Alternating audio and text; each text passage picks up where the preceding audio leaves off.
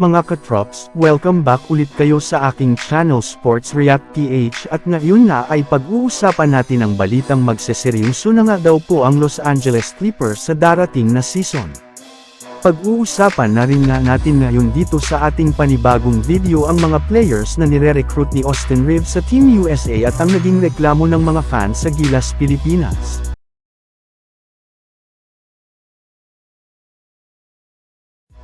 Simula nga mga katrops, nang mabuo ang tandem ni Paul George at Kawhi Leonard ay naging isa na nga silang ganap na championship contender. Ngunit hanggang ngayon nga ay wala pa rin naman nga silang napapatunayan matapos magsunod-sunod ang pagkakalaglag nila ng maaga sa playoffs. Maliban rin nga dyan ay parati rin naman nang nawawala ang kanilang dalawang superstar na sina Kawhi Leonard at Paul George sa kanilang mga laro, especially pagdating sa regular season at sa mahahalagang nilang game sa playoffs, at ito nga ay dahil sa pagtatamo nila parati ng injury sa kanilang mga pangangatawan. Kaya dahil nga dyan ay napipilitan nga ang Clippers na gumamit ng load management upang mapangalagaan ang kalusugan ng kanilang mga superstar. Pero wala rin naman nga itong nagiging epekto, gayong parati pa rin nga silang nagtatamo ng injury sa mahahalagang laro na siyang mismong rason ng kanilang pagkakalaglag.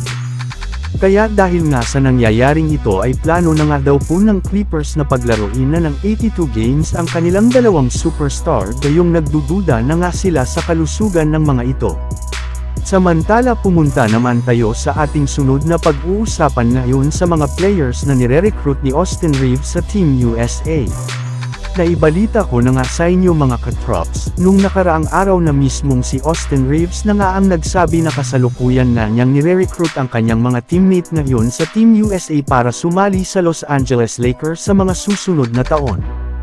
At base nga sa pinakahuling inilabas na balita, ang mga manlalaro nga daw po na gustong makasama ni Austin Reaves sa Lakers ay kinabibilangan nina Tyrese Haliburton ng Indiana Pacers, Anthony Edwards ng Minnesota Timberwolves at si Mikal Bridges ng Brooklyn Nets na pare-pareho rin naman nga niyang makakasamang maglaro ngayon sa FIBA World Cup. Samantala pumunta naman tayo sa ating sunod na pag-uusapan ngayon sa naging reklamo ng mga fans sa Gilas, Pilipinas.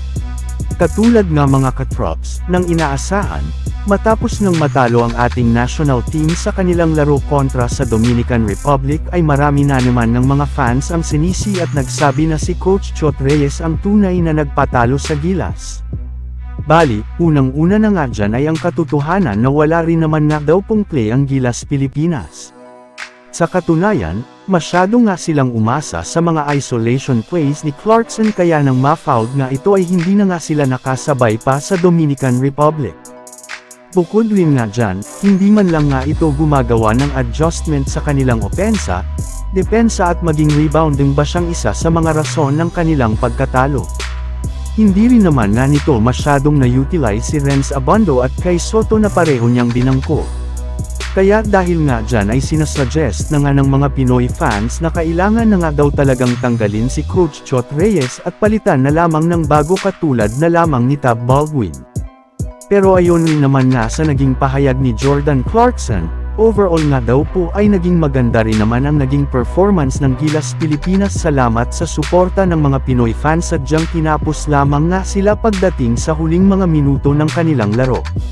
So yun lang nga mga katrops ang handog ko sa inyong storya ngayong araw. Sana nag-enjoy kayo. Please like and subscribe my YouTube channel Sports React PH para sa iba pang storya at update patungkol sa NBA. Kita-kits muli sa ating susunod na video.